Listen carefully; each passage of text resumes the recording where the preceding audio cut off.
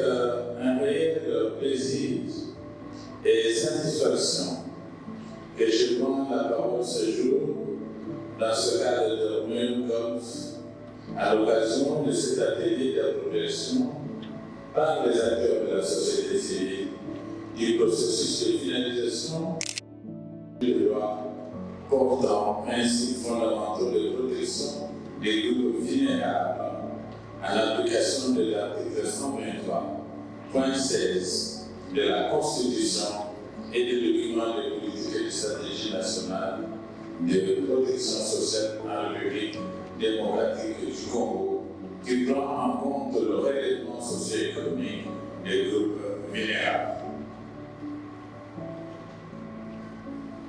Mes tout premiers mots sont des mots de remerciement qui vont à l'endroit de Monsieur le Président de la République, chef de l'État, Son Excellence M.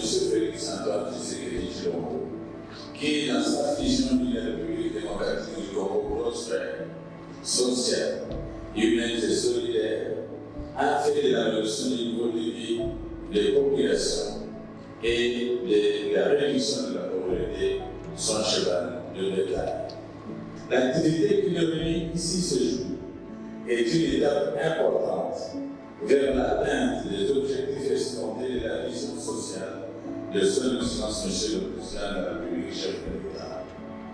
Au lendemain de son investiture à la magistrature suprême en 2019, le chef de l'État a instruit le gouvernement à mettre tout en œuvre pour que le vécu quotidien de toutes les couches sociales de la population soit amélioré à travers des initiatives et des réformes structurelles qui visent à organiser la couverture des risques de tout genre et l'accès de tous les groupes vulnérables aux services sociaux de base, tels que la santé, l'éducation, la nutrition, le logement décent, l'eau, l'électricité, les infrastructures de base et communautaires, gage du bien-être collectif.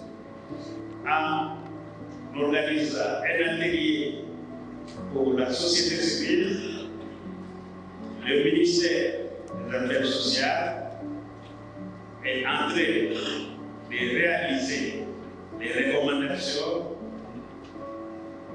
les accords et les déclarations des Nations Unies, des organisations internationales et même de notre Constitution, qui voudrait que les associations de la société civile soient associées ou participent aux différentes étapes des réformes ou de l'élaboration des lois. Et donc, le ministère des Affaires sociales dans notre pays est fidèle. Contrairement aux autres ministères qui ignorent cela, le ministère des Affaires sociales ne fait rien sans nous associer. On ne sait pas si cela est du fait que le ministre lui-même, c'est un membre de la société civile, et il est parti en politique avec notre mandat. Aussi, du fait que la maman coordinatrice est aussi de la société civile. Donc, je disais, nous sommes en train de vivre en participant à cet atelier, à la réalisation de ces recommandations des institutions internationales, mais aussi à la mise en application de notre Constitution. Je propose à ce qu'il y ait une large diffusion de la loi qui va être mise sur pied, mais qui est aussi un fort plaidoyer auprès des autorités budgétaires. Nous avons par exemple, en ce qui concerne les débits d'exploitation minière, ce qu'on appelle l'épargne. Le projet d'atténuation et de réhabilitation de l'environnement exploité par. Cela peut être de même dans tous les secteurs de la vie, de manière à faire participer les opérateurs dans les différents secteurs a fait part de leur contribution aux activités d'appui de vulnérables. Donc peut-être je suggère que ceux qui vont mettre la loi sur pied puissent aller dans ce sens-là et que notre ministre puisse faire ce plaidoyer auprès de ce côté, présenter sa pertinence en termes de comment mobiliser les moyens sur le plan national avant de s'attendre aux appuis externes. Je vous remercie. Là, moi, je vous demanderai si cela est possible de commencer d'abord à aider les personnes vulnérables qui sont en mesure peut-être de relever les autres. Puisque je peux accepter aujourd'hui que quelqu'un vienne me dire « Paye Moninga Souri » ou soit quelqu'un vienne pour nous donner quelque chose aujourd'hui qui a quand même quelque chose, l'aboutissement. Mais au lieu qu'il y ait une pérennisation, donc je ne sais pas comment expliquer, moi j'ai vraiment des larmes aux yeux puisqu'on a commencé quelque chose de bien, qu'on peut arriver même à la fin pour dire qu'en tout cas, cette fois-ci, mes semblables auront maintenant une mousse de soulagement. Mais à la fin, c'est les politiques. Les politiques, s'il vous plaît. Vous allez voir maintenant là, moi je me suis dit, peut-être que je me porte corps et âme pour aller même à l'Assemblée. À partir de là, si on se retrouve 2, 3, 4, peut-être on va commencer à rehausser les tons. Ceux qui se disent apparemment valides, puisque je ne peux pas les dire que valides, peut-être ils vont commencer même à nous craindre, au lieu de venir avec des histoires pour nous dire non, mais ça, Moninga Souri.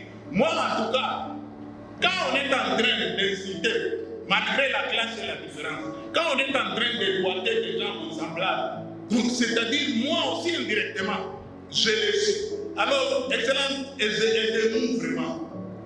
À ce moment que vous avez d'abord la boulette, aidez-nous vraiment que vous puissiez incorporer beaucoup de personnes vivant avec handicap pour les cas. En tout cas, ce sera une très bonne chose, vraiment. Et aujourd'hui, je suis très très curieuse de voir une salle remplie pour qu'on parle de vulnérables. Je vous admire et je suis ravie de joie parce que je me dis, comment est-ce qu'un pays de 105 millions d'habitants peut ne pas avoir un service social? Et quelque part, vous avez parlé de la protection sociale, de maladies chroniques, même si on a le débit de la couverture de santé universelle. Mais des maladies chroniques, les personnes humaines perdent leur valeur comme êtres humains, deviennent vraiment vulnérables dans tous les sens. Parce qu'avec une maladie chronique, c'est 365 jours où vous devez prendre des médicaments. Mais vous n'avez pas de travail. Vous devez manger avant de prendre des médicaments. Et quelquefois, c'est vraiment grave. Et donc, avec cette vulnérabilité des personnes que vous mettez en place, je vous remercie de tout cœur et j'espère que nous allons faire les chemins ensemble. Vous avez parlé des vulnérables. Ça me va tout droit au cœur. Je vois que le ministère des Affaires sociales commence à porter sa robe. Si cette histoire devenait une réalité, oh, gloire à Dieu. Quand on parle de vulnérabilité ou bien de vulnérables, ce n'est pas un slogan ou bien des dialogues. Tout le monde est vulnérable, même ceux qui travaillent. Bientôt, l'affaire sociale, les sociales, c'est le socle de la santé, comme l'OMS définit la santé comme état de bien-être total qui n'exclut pas l'absence de l'infirmité. Il y a trop de vulnérables. Excellence Jésus, mon médecin, et Marie Kinshasa, on a beaucoup de cas pareils vulnérables. En médecine, il y a plusieurs causes de décès. Il y en a beaucoup. Il y a par exemple les cancers qui prennent l'ascenseur, il y a les maladies cardiovasculaires, il y a les maladies chroniques qui sont là. Mais lorsque vous examinez en profondeur, vous allez voir qu'il est mort peut-être d'une maladie cardiovasculaire, un AVC. Et en réalité, c'est invulnérable. En médecine, nous avons deux phases. Le médecin pose l'acte. Le malade prend en charge les intrants, les médicaments, les examens paracliniques. Vous pouvez soigner par compassion, vous opérer, mais il doit prendre du recul qui doit accompagner sa guérison. Et vous voyez, il n'a rien. Il ne sait pas comment s'en sortir. Au bout du moment, il va s'écrouler. Je crois que cette loi va vraiment nous aider pour pouvoir aider ces groupes de vulnérables, en tout cas, à vivre ces messages. Oui, pour son Excellence, Monsieur le ministre des Affaires sociales, Action humanitaire et solidarité nationale, il tenait à lancer ce processus de finalisation de cette loi cadre pour la protection des plus vulnérables et la finalisation des documents, des politiques et des stratégies de protection sociale. Il tenait à lancer avec les acteurs de la société civile parce que vous le savez, c'est eux qui sont vraiment avec la population chaque jour au quotidien à travers leur organisation, à travers les actions humaines aux côtés des vulnérables. Et c'est en fait une occasion pour leur dire que son Excellence, Monsieur le Président de la République, Félix Antoine Tshisekedi Tshilombo, a décidé d'offrir à notre population ce beau cadeau pour confirmer son credo qu'il avait déclaré dès son investiture en 2019 que d'abord, tout ce qui les préoccupe, c'est d'abord la population congolaise. Et cela se confirme par des outils de gouvernance, des outils juridiques pour que cette protection de notre population soit durable et soit basée sur des mécanismes solidaires. Et pour le concrétiser, son Excellence, Monsieur le ministre, a donc voulu de lui-même, par sa bouche, confirmer cet engagement au plus haut niveau de notre pays, que désormais, les concepts de vulnérabilité, le concept de protection sociale, le concept de responsabilité sociale de notre pays va être clairement défini et les solutions vont être données dans le cadre de la solidarité nationale. Vous savez, partout au monde, le social ne vient pas de l'effort d'une personne, c'est l'effort collectif. C'est toujours l'effort collectif qui nous amène au bien-être collectif. Et donc, fini cette main tendue qui est là tout le temps, on a des personnes qui sont dans la mendicité, qui demandent non. Le gouvernement est décidé à amener la population à développer elle-même sa force pour s'autonomiser, pour avoir de l'emploi, pour faire de l'entrepreneuriat. En fait, une bonne couverture sociale, une bonne couverture des risques que nous avons, c'est des risques sociaux, des risques environnementaux, des risques sur le plan sanitaire, la mort est devant nous, la maladie, et tout. Comment nous nous y prenons? Ça ne peut se résoudre que si chacun de nous développe son revenu. Or, on n'a que deux possibilités de le développer. Soit on a l'emploi, on est embauché, soit alors on en crée à travers une petite entreprise qu'on peut faire. Mais pour y parvenir, il faut de bonne santé, il faut avoir la force, il faut avoir la capacité. C'est ce processus de sortir de la précarité pour arriver à être capable d'être embauché ou de se créer une entreprise qu'on appelle la protection sociale, qu'on appelle la protection contre les aléas. Et c'est cet aspect qui n'était pas encore organisé sur le plan juridique dans notre pays. Et maintenant, donc, le chef de l'État a décidé, avec toute sa détermination, qu'avant la fin de cette année, nous ayons cette loi cadre pour que notre population puisse elle aussi goûter à ce bien-être, puisse aussi espérer se réveiller et ne pas beaucoup souffrir pour avoir le pain à donner à ses enfants, pour avoir amené son enfant à l'école. Et ici maintenant, pour la concrétisation, parce que c'est plus l'aspect financier qui pose problème, c'est la prise en charge de ce volet assistance sociale qui pose problème pour amener notre peuple à être autonome. C'est pourquoi le gouvernement vient de lever l'option de renforcer les capacités financières du Fonds national de protection sociale en lui dotant une parafiscalité, une ressource qui viendra de nos impôts et taxes, pour que, comme les autres fonds, comme le FONER et les autres, nous puissions aussi collecter ces taxes afin de financer le processus de relèvement de la population.